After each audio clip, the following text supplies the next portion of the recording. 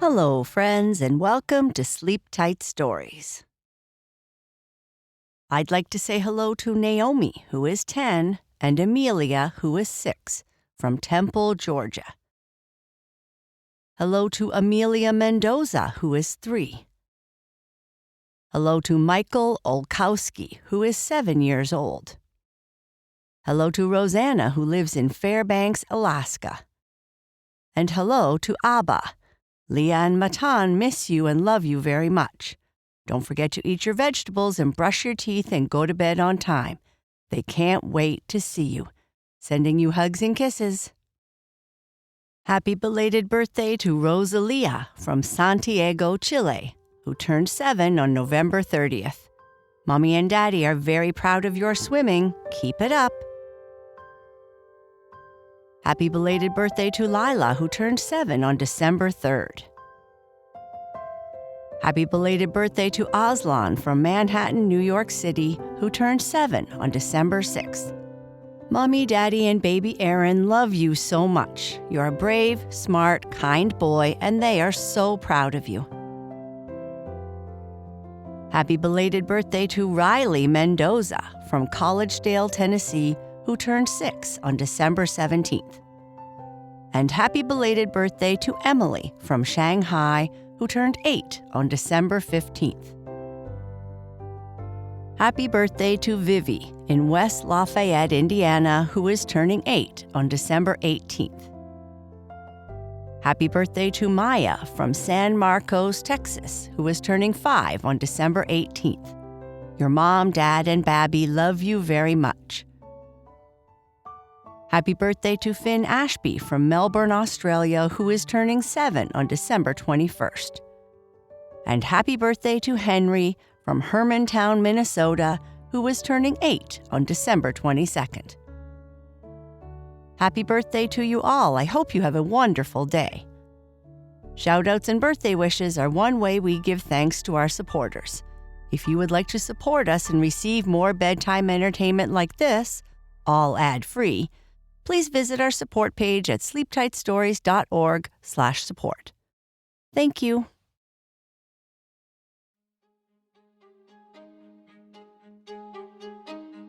After receiving her message from the lake and heading out the next day, Esther is not sure what to expect. When they see the beginnings of the mist in the distance, they pause, take a deep breath, and continue on their way.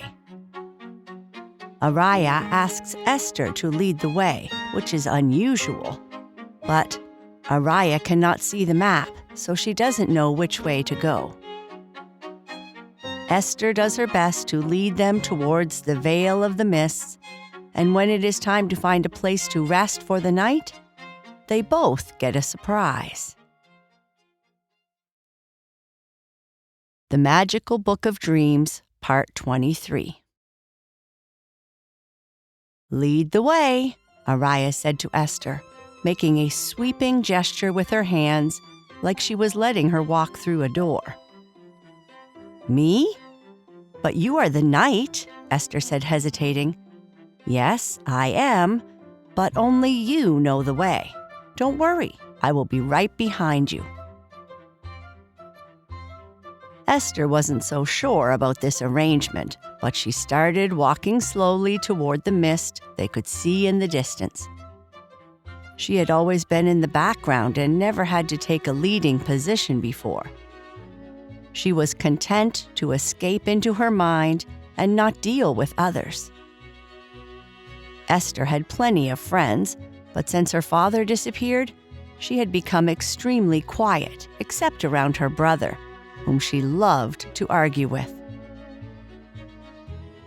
The map tells us to follow the stream as closely as possible, Esther said, and it should lead us almost directly to the Veil of Mists.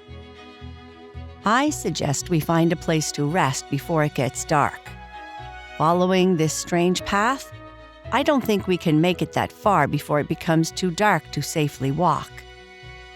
I would also like to find a defensible position in case some of those growls we hear in the distance decide to come and say hello, Araya said from behind Esther.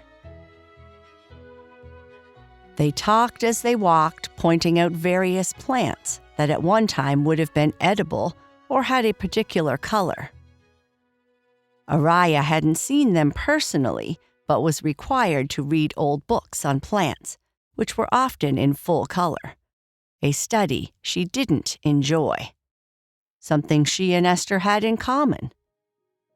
It seemed only her annoying little brother enjoyed the study of plants, gardening, and such. As they turned a corner and a gap appeared in a stone-like tree, Esther pointed to a beautiful sight in the distance. "Is that some color I see up ahead? Might that be a safe place to stop?" "It may serve as our resting point, but the color might be good magic or a trap. I guess we will find out which soon enough," Araya said, urging caution. The path they walked on next to the stream was well-worn, narrow, and uneven, bordered by the remnants of the once lush forest, now asleep and stone-like. It didn't look like it had been walked on for some time, and if the plant life grew like it did in normal times, it would have long since been overgrown. The ground was a mix of hard-packed earth and scattered stones, slowing their progress.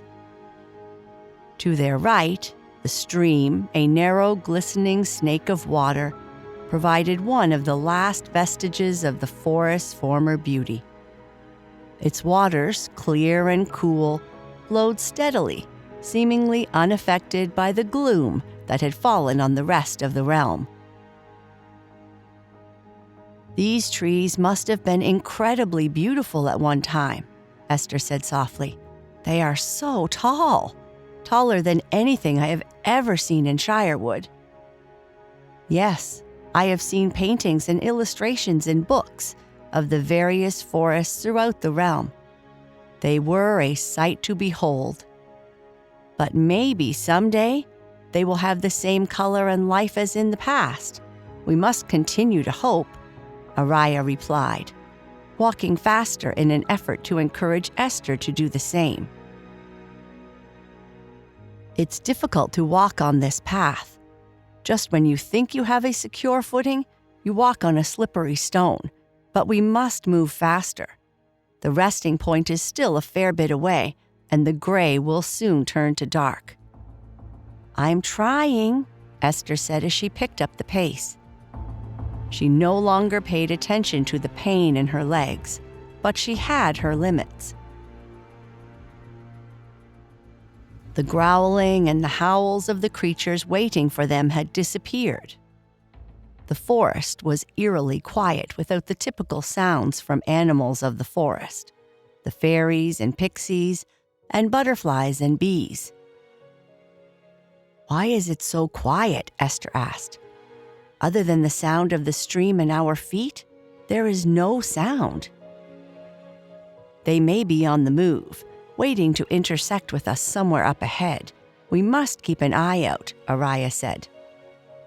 "Maybe they got tired and decided to leave us alone," Esther replied.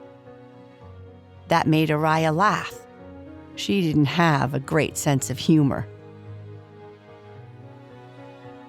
As they walked, the path began to wind more closely along the stream, its burbling sounds growing louder, masking the sounds of any approaching creature. This made Araya more wary. Eventually, the air grew cooler, and a faint mist began to curl around their feet, signaling they were getting closer to the veil of mist. This also made the path increasingly difficult to walk quickly, as the moisture made the path slippery. They continued for what felt to Esther like a whole cycle. She didn't complain or stop and tried to keep pace. She was ever so slightly becoming accustomed to being in front, to leading. Esther looked down at her bag, stopped, and said to Araya, "The map is glowing quite a bit more brightly." Taking the book out, she looked at the map, and it signaled what Araya had actually realized. Their resting spot was just up ahead. Sometimes, good awareness of your surroundings is just as valuable as magic. It's probably letting us know that where we are going to rest for the night is just up ahead, Araya said. Hopefully, it also means the area is safe. Why don't you let me lead until we get there? Esther stepped aside as Araya walked past. She had that same serious look on her face that she always seemed to have when she was prepared for danger. They walked into a small clearing, somewhat protected by the encircling stone-like trees. The place they settled upon had one route in and one route out.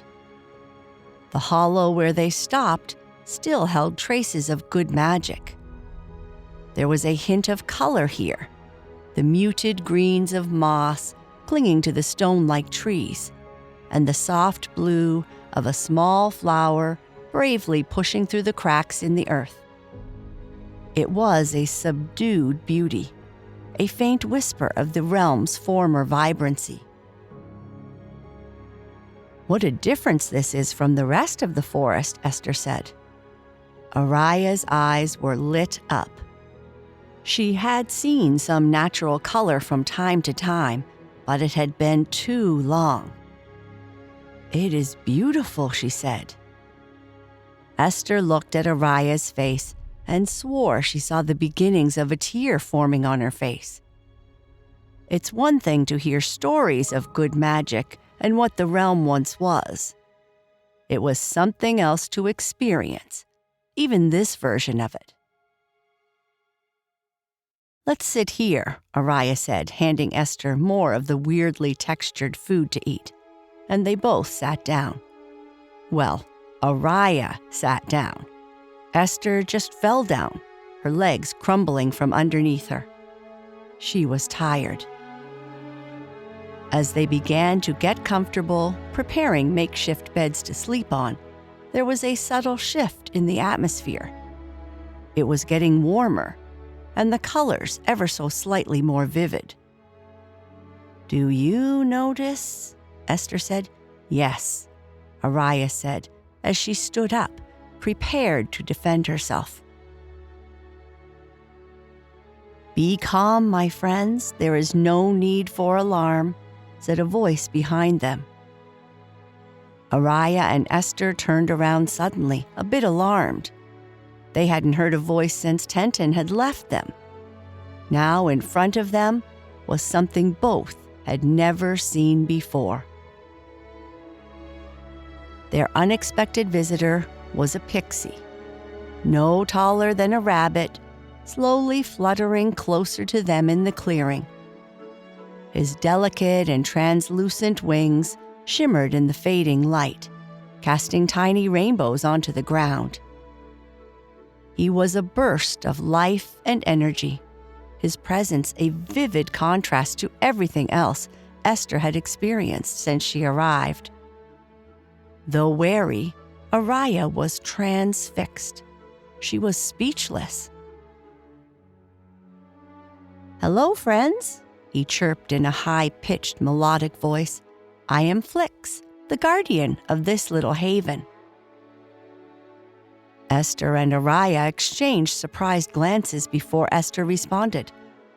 "Hello, Flix. We were hoping..." Flix hovered closer, his curiosity apparent. "You were hoping to stay the night," he said. "The magic here told me so. It's been a long time since it's sensed anything good. It's why the flowers still bloom and why I stay. I take care of them, and they help take care of me in return. You are safe here for the night. None of the creatures will approach."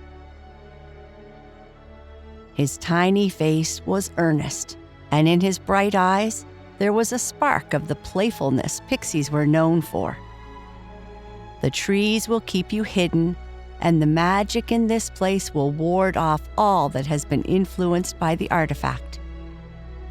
Only the Gray Queen could come here, but I'm sure she is much too busy to visit. Araya nodded, appreciating the reassurance.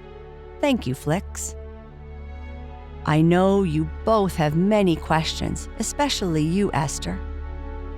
How did you know my name? Esther asked. Good magic, young princess. I have sensed you since your arrival through the portal. You are like a beacon in the night. Such love, hope, and warmth accompany you.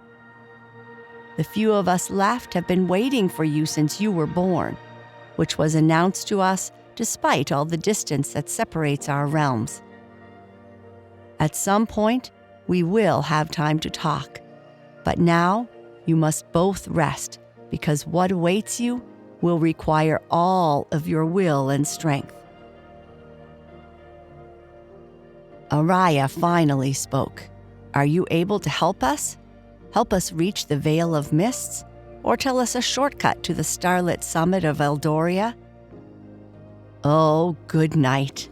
You know very well that our realm has no shortcuts. Your role here is to protect Esther, to support her in her transformation, and I'm afraid there is no quick way. There is only patience. I will share this. When you leave this wonderful hollow in the morning, after following the path for a time, you will be presented with 3 choices. Esther, you must lead in making the decision as to which choice to take. Do not listen to Araya. Listen to your heart. It will help you make the right decision. Now I am very sorry, but I must leave you, Flix announced, his voice tinged with a hint of reluctance. It was such a pleasure to meet you both now at this point in your journey. I wanted to help you both as much as possible, and I would love to spend more time talking, but the night is my time to watch over this haven and ensure its magic remains undisturbed. Esther and Araya, listening intently to Flix's every word, nodded in understanding. Thank you, Flix. We wish you would stay, but we understand, Esther said gratefully. I hope we will meet again. Flix smiled, a slight warm glow emanating from him, lighting up his delicate features. Remember, Esther, your father loves and trusts you, he said. Even in places where it seems all magic is lost, there's always light waiting to be rekindled. With those parting words, Flix fluttered his wings and rose into the air, hovering momentarily as if to memorize the scene before him. Then, with a swift, graceful motion, he darted away, disappearing as suddenly into the night as he had appeared, his light fading into the shadows of the trees. Esther and Araya sat quietly, in awe of what they just experienced. A million thoughts were going through Esther's mind. Questions, fears. She wished she had her mother to talk to. Even one of her old teachers would have had some advice to give. She knew that with each challenge she faced and each cycle that passed, she had a greater sense of self-reliance. Every difficult path navigated, every strange creature encountered, and every problem they solved gradually built her confidence. But she felt lonely. She must hurry to find her father and return home. I've never seen a pixie, Araya said, far more quietly than she might typically talk. Araya's face actually showed a smile. I have not met one before either. Araya's face slowly lost its smile, and she returned to her usual seriousness. He was right. No matter how much I would like to talk about what we quickly experienced, we must sleep, or at least try. We need our rest for the path that lies before us. Esther thought it impossible to sleep. Her mind was racing. But as soon as she laid her head down, she was again quickly asleep with a snort. And that is the end of this part. Good night. Sleep tight.